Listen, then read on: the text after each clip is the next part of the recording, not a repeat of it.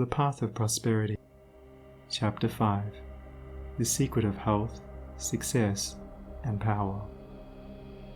Passion is not power, it is the abuse of power, the dispersion of power.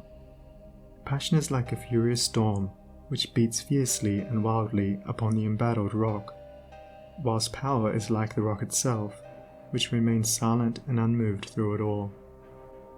That was a manifestation of true power, when Martin Luther, wearied with the persuasions of his fearful friends, who were doubtful as to his safety should he go to Worms, replied, "If there were as many devils in Worms as there are tiles on the housetops, I would go."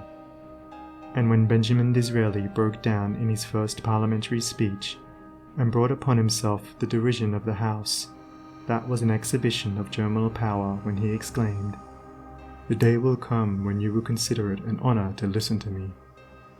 When that young man, whom I knew, passing through continual reverses and misfortunes, was mocked by his friends and told to desist from further effort, and he replied, "The time is not far distant when you will marvel at my good fortune and success," he showed that he was possessed of that silent and irresistible power which is taking him over innumerable difficulties, and crowned his life with success. If you have not this power, you may acquire it by practice, and the beginning of power is likewise the beginning of wisdom.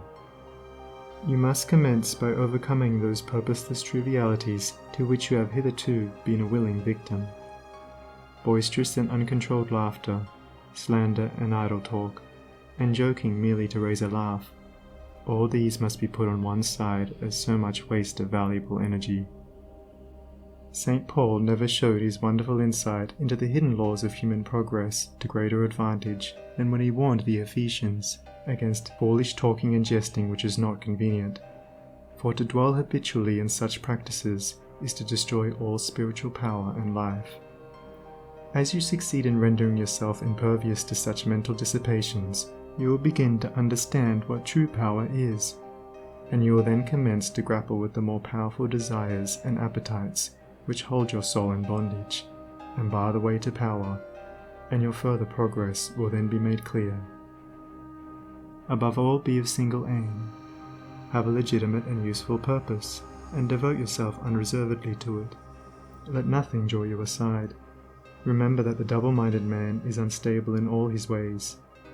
Be eager to learn but slow to beg. Have a thorough understanding of your work, and let it be your own.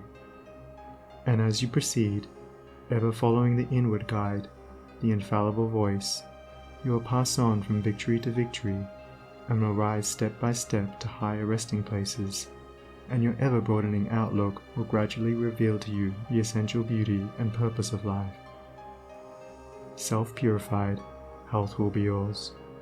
Faith-protected, success will be yours.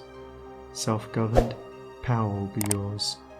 And all that you do will prosper, for, ceasing to be a disjointed unit, self-enslaved, you will be in harmony with the great law, working no longer against, but with, the universal life, the eternal good. And what health you gain, it will remain with you. What success you achieve will be beyond all human computation, and will never pass away. And what influence and power you wield will continue to increase throughout the ages, for it will be a part of that unchangeable principle which supports the universe. This, then, is the secret of health, a pure heart and a well-ordered mind. This is the secret of success, an unfaltering faith and a wisely directed purpose, and to rein in, with unfaltering will, the dark steed of desire. This is the secret of power. All ways are waiting my feet to tread, the light and dark, the living and the dead, the broad and narrow way, the high and low, the good and bad, and with quick step or slow, I now may enter any way I will, and find, by walking, which is good, which ill. And all good things my wandering feet await, if I but come, with vow inviolate, unto the narrow, high and holy way of heart-born purity, and therein stay, walking secure from him who taunts and scorns, to flowery meads across the path of thorns. And I may stand where health, success, and power await my coming, if, each fleeting hour, I cling to love and patience, and abide with stainlessness, and never step aside from high integrity. So shall I see at last the land of immortality. And I may seek and find, I may achieve, I may not claim, but, losing, may retrieve. The law bends not for me, but I must bend unto the law, if I would reach the end of my afflictions, if I would restore my soul to light and life, and weep no more. Not mine the arrogant and selfish claim to all good things, be mine the lowly aim, to seek and find, to know and comprehend, and wisdom-ward all holy footsteps wend. Nothing is mine to claim or to command, but all is mine to know and understand. Thank you for watching. Let me know in the comments if you liked this video.